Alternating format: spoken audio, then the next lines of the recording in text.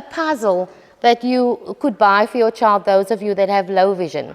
So mommies, those of you that have kiddies that are blind, it's a different kind of a setup, but I'll explain that as well. Is my time up already? 2 minutes, okay. Right, so what was your experience with the puzzle? I couldn't really figure out which part. Okay, and did Ms. Berika help you? Did she provide a little bit of... She gave motivation. So are you hearing here what's happening? It's like, you know, when I just left him and I said, go and do it. Over here, okay, you got a little bit of okay, he didn't get anything, shame for him. And then over here, he got some motivation.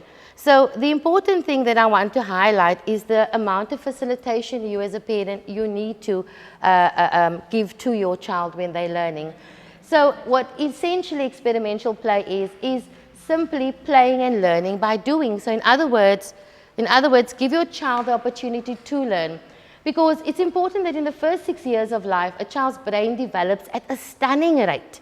And that is the time that they actually get to explore and play with lots of different types of things. So don't not allow your child to play. The important part is allow your child to engage with the environment. That is very, very important, okay? And we as parents, because our child sometimes doesn't have optimal vision, and sometimes they have no vision, it's important that we have to teach them how to play. Because they don't always know how to play. So we need to teach them that you can manipulate different things. So we have to help them along. And we as parents, we are their facilitators. Okay, so it's important that we have to teach them how to manipulate, how to turn, how to smell, how to do all of those things with this particular tool. Okay, and then our approach needs to be very tangible. It needs to be a sensory experience for your child. So even though we might be working and your child has something like this, you can still have a sensory experience because they can still tap here. You know, they can still feel rough here, smooth here. Do you know what I'm saying? So even if you have something like that and you've got a blind child, you can still say, can you turn things that is maybe rough all up for mommy? Okay, and we can feel, and that's how you bring about textures. Okay, so sometimes it doesn't always have to be that it is a specific tool that's visual. Okay, you can use it as well for tactile experiences. So through play, our child learns physical, cognitive, social, emotional, and creative skills. And that is very, very important for a child because your child has to develop holistically. Okay, and in that physical, they're manipulating. Those are all things that they may need for Braille or may need to hold a pencil. Okay, in cognitive, they learn to match, to sort. Okay, they learn to measure which one is big, which one is small. All of those skills they learn. In social, when they engage in any kind of social play with kiddies around them, they learn about sharing. Okay, they learn about turn taking. And then emotional persistence. You know, I have to challenge myself to actually achieve this. My time's up. Okay. Hey? Creative, you want to hear creative. Creative. Okay, so imaginative play. You know, you think my child is blind, you think my child is low vision. I can't do arts and crafts with my kids. I'm at a school for visually impaired. I love arts and crafts. I do them with my blind kids, I do them with my low vision kids. We build houses, we build anything.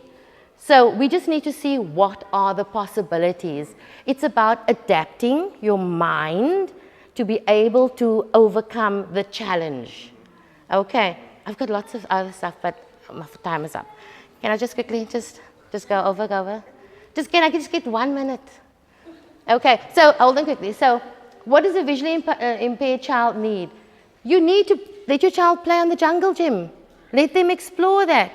You know, it will help them with their development. Information, very important.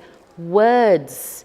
So when your child is playing with something, give him the words to what he is feeling, what he is experiencing, because if you're not putting words to that experience is not making sense. So if you're taking your child on the day to the beach, you can say, oh, can you smell the salt air? You know, can you feel the water? We can even taste the water. Oh, it's salty. you know? So you have to put all of those so that the child can make more sense. They conceptualize that particular experience. So it doesn't matter if you're going to the mall and you're saying, oh, can you smell? We're walking past Dunkin' Donuts. Okay? Can you hear that? Can you? So you've got to put things in concepts for them. Okay, right. Communication, as I said, is very important. You know, sometimes we don't always have available and effective play partners. Sometimes our kids are shunned. Sometimes they have play partners that are not maybe age appropriate. But it's important that we as parents also need to teach our children that they shouldn't develop learned helplessness. That is where we allow others to do for us. Okay, and that is where a visually impaired child sometimes, because everybody always wants to help, wants to do. And remember, by you, even as the parent, helping and doing, you need to know where your boundaries are. Because if you help and do too much, your child learns too little. So you need to allow your child to put on their shoes, even if the shoe's on the wrong side. You go through it and you say, can you feel the buckle on this side? Can you feel the buckle on that side? It needs to be on the other side. I always tell my kiddies, you've got banana shoes on if they got it on the wrong feet. So you've got to take them through all of those paces to let them first experience, then they need to evaluate what they've done, and then they need to learn from that and how they're going to use it in their next experience. Okay. And then also it helps them, sometimes things don't go the way that they wanted to go, and then they have a bit of emotional turmoil. You need to allow them to experience that. We can't always safeguard our children all the time. So allow them to experience that a bit of emotional turmoil, and that will allow them to help them to regulate the emotions. And you put words to emotions, because remember, they can't always see it, so they need to experience it. And then you need to be the narrative in their head. Oh, you are feeling like this because that happened. Okay. And you see that it's by means of the experience that they can then learn. Last one. I just want to do the adaptive one quickly. Okay, go on, go on, go on. Okay, hold on, just one before that. Just before that, yeah. So when you choose toys for your kiddies, the same like Helen Keller said here, you need to choose toys that have good color and tone contrast. If you look at something like this, nice and bright, okay? But imagine I had given him a picture that looks like this. Do you see the difference? Okay, at least here, they can look at specific colors and group them together. Whereas if you buy a picture, a puzzle like this, it wouldn't really be as effective for your child and their vision. So we're looking at specific kind of handling principles that Claire was speaking about as well. Okay, and then let's just move to the next one. I'm now done. And then the last one. So I spoke to you about, you know, it's expensive to buy toys for your child that's specific to your visual impairment, because they are pretty expensive, and most of the time you can get them on Amazon or you can get them on these very expensive websites. But you can buy a toy and you can adapt it.